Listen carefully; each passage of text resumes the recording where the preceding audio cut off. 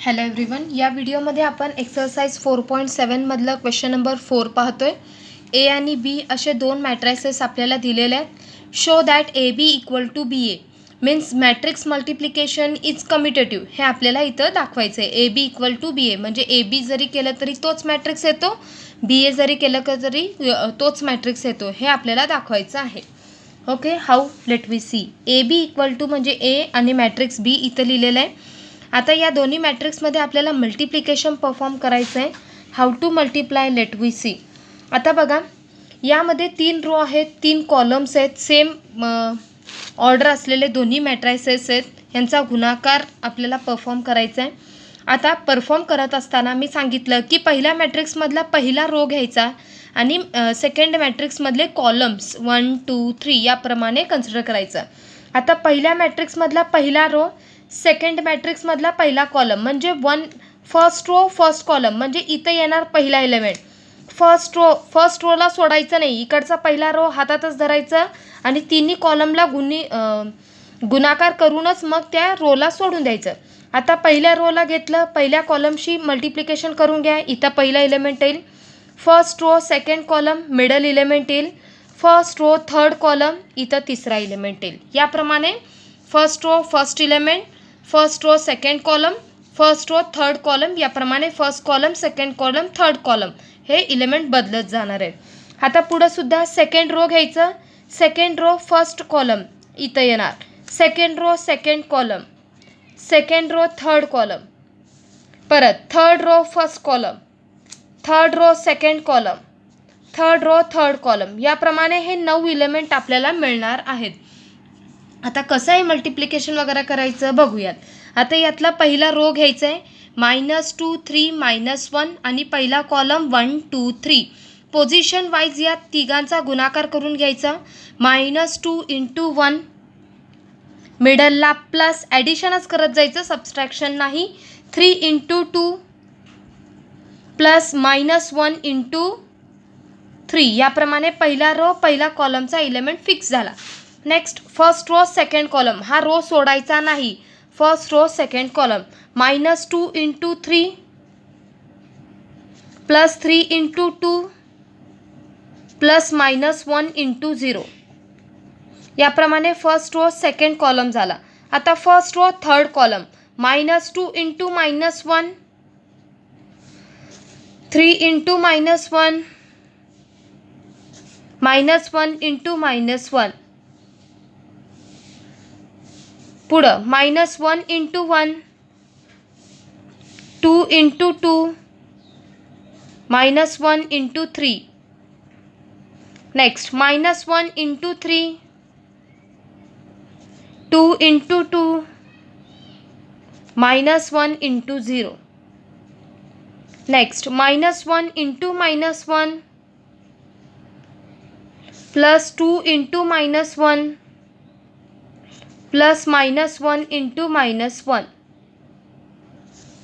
-6 × 1 plus 9 × 2 plus -4 × 3, -6 × 3 plus 9 × 2 plus -4 × 0, -6 × -1, 9 × -1 plus -4 × -1. याप्रमाणे आपण मॅट्रिक्समधले multiplication करून घेतले.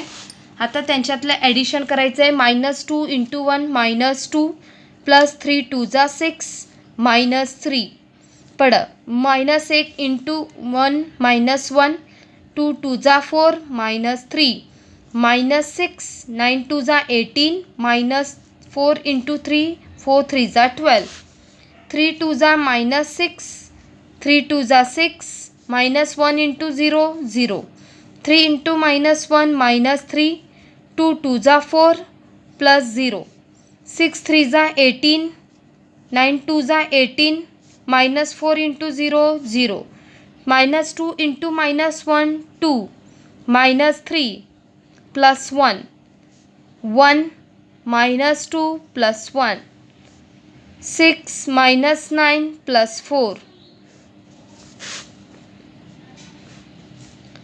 -3 -2 -5 6तून 5 गेले 1 -3 -1 -4 4तून 4 गेले 0 12 -6 किती -18 अधिक 18 -18 0 -6 + 6 0 4 -3 1 +18 -18 0 -3 + 1 -2 + 2 0 हे पण 0 6 + 4 10 10 -9 1 याप्रमाणे आपल्याला 3/3चं आयडेंटिटी मॅट्रिक्स मिळालं आहे. Let me treat this is my equation 1. ज्याप्रमाणे ए बी आपण कॅल्क्युलेट केलं त्याचप्रमाणे कन्सिडर बी ए. आता उलट मॅट्रिक्स मल्टिप्लिकेशन करायचं, आधी बी घ्यायचं. प्रत्येक टाईम ए बी = बी ए असेलच असं काही गॅरंटी नाही. प्रत्येक वेळी दोन्ही मॅट्रायसेस कम्युटेट नसतात. ते काही पर्टिक्युलर मॅट्रायसेससाठीच हे मॅट्रिक्स मल्टिप्लिकेशन होल्ड होतं, अदरवाईज नाही.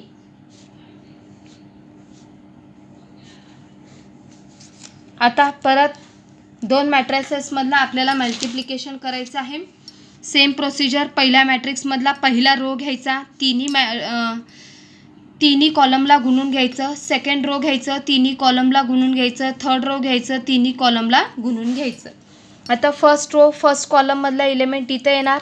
First row second column, first row third column, second row first column, second row second column, second row third column, third row first column, third row second column, third row third column. याप्रमाणे matrices आपले element येणार आहेत.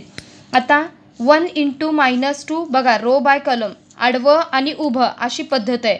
1 × -2 + 3 × -1 + -1 × -6. First row second column 1 × 3 + 3 × 2 + -1 × 9. Position wise पहिल्याला पहिलं, दुसऱ्याला दुसरं, तिसऱ्याला तिसरं असाच गुणाकार करायचा आहे. 1 × -1 + 3 × -1 + -1 × -4. 2 × -2 + 2 × -1 + -1 × -6. 2 × 3 + 2 × 2 + -1 × 9. 2 × -1 + 2 × -1 + -1 × -4.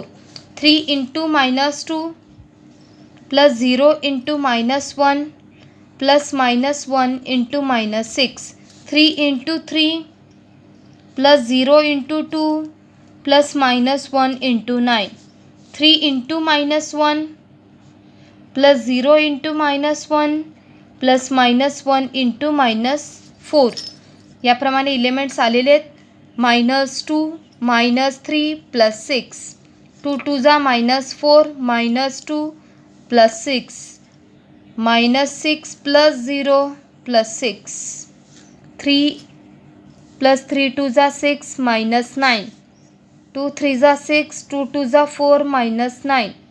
3 × 3 = 9 + 0 -9.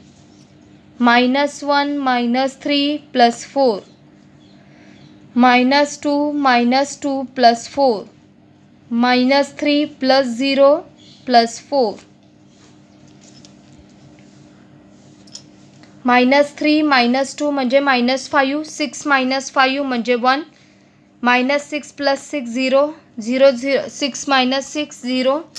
6 + 3 9 9 - 9 0. 6 + 4 10 10 - 9 1.